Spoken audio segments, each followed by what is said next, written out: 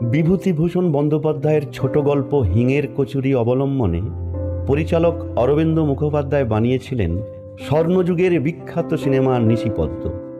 1970 সালে ছবিটি মুক্তি পায়। এই ছবির মুখ্য চরিত্রে অভিনয় করেছিলেন উত্তম কুমার ও সাবিত্রী চট্টোপাধ্যায়। সুরকার ছিলেন নচিকেতা ঘোষ। এই সিনেমায় গান গাওয়ার জন্য জাতীয় পুরস্কার পান মান্না দে ও সন্ধ্যা মুখোপাধ্যায়। নিশিপদ্ম সিনেমাটি মুক্তির পর বোম্বের সুপারস্টার রাজেশ খান্না কলকাতায় চলে এসেছিলেন ছবিটি দেখতে। ছিলেন উত্তম কুমারের ময়রা স্ট্রিটের বাড়িতে।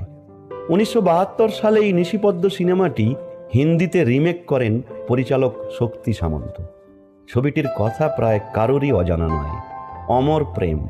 রাজেশ খান্না আর শর্মিলা ঠাকুর অভিনীত বম্বের সুপারহিট ছবি ছিল এটি। সঙ্গে আর ডি বর্মনের সুরে একের পর এক কালজয়ী গান।